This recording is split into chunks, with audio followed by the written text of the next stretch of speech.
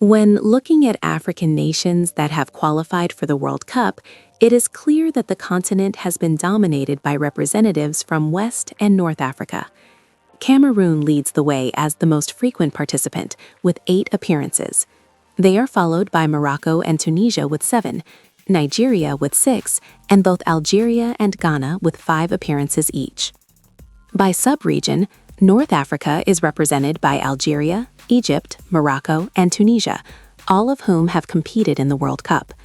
Central Africa has been represented by Angola, Cameroon, and the Democratic Republic of the Congo. Meanwhile, South Africa, the host of the 2010 tournament, represents the southern region. West Africa is well represented by Ivory Coast, Ghana, Nigeria, Senegal, and Togo. Unfortunately, no East African nation has ever qualified for the World Cup. As a result, countries such as Somalia, Kenya, Comoros, and Burundi remain largely unfamiliar to many football fans globally. Many talented individuals in various sports continue to emerge from East African countries. So what is it that has left East African football so far behind the rest of Africa? Let's discuss it in today's episode of Daily Inside Footy.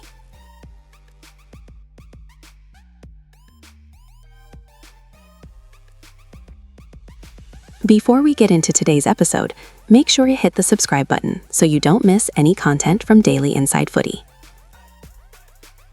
The African continent covers an area of approximately 30.4 million square kilometers and is home to 54 countries. Given its vastness and the sheer number of nations, CAF divides its members into 5 regional zones: North, West, Central, South, and East. Among these, only the Eastern region, represented by CECAFA, has never sent a representative to the FIFA World Cup. The CECAFA Confederation organizes its own tournament, the CECAFA Cup. Established in 1926, it stands as the oldest international competition in Africa. Unfortunately, despite its role as a pioneer of African football, the tournament's prestige has declined due to historical, geographical, and various other factors. When discussing the causes of the dismal state of football in East Africa, we must also consider the legacy of colonialism. African countries formerly colonized by France or Portugal often saw their most talented footballers recruited to strengthen the colonizers' national teams. A prime example is Eusebio, the legendary Portuguese forward, who was born in Mozambique. This established a long-standing recruitment pipeline, resulting in players from former French and Portuguese colonies being more frequently monitored and scouted by European clubs compared to their East African counterparts. In contrast, East African countries, particularly those formerly colonized by Britain, experienced different challenges.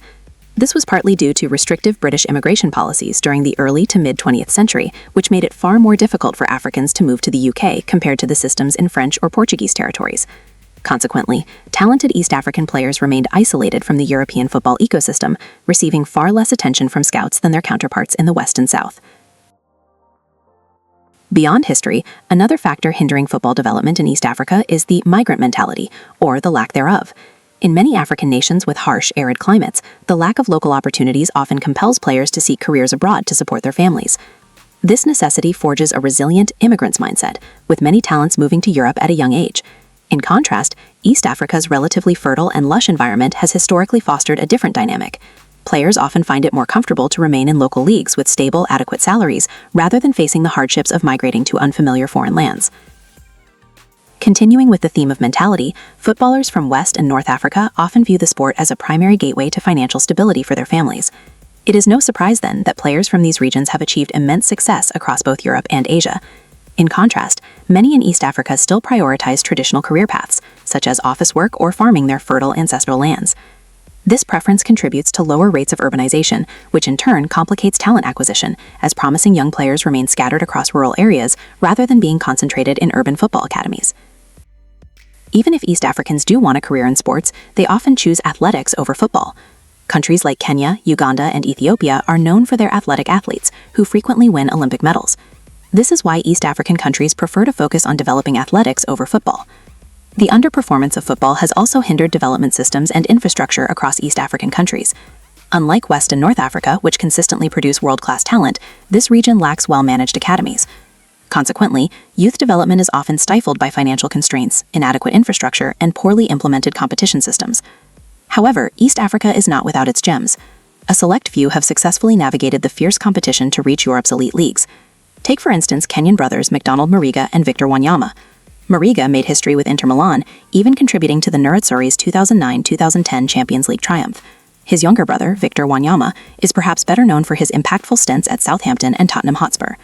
Additionally, Burundi Saido Berahino made his mark in England with West Bromwich Albion and Stoke City. East Africa boasts a wealth of athletic talent. However, in football, its achievements often trail behind those of West and North Africa. This disparity is not due to a lack of raw potential, but rather because the sport's foundation is built upon far more precarious conditions. Economic constraints, underdeveloped domestic leagues, and a scarcity of elite youth academies hinder consistent player development. Furthermore, ongoing conflict and regional instability have often relegated sports to a lower priority. In your opinion, what are the most crucial factors preventing East African football from competing at the global level? That concludes our review for this episode. If you enjoyed this deep dive into football, be sure to hit the like and subscribe buttons. We'd love to hear your thoughts in the comments below. Thanks for watching, and we'll see you in the next episode of Daily Insight Footy.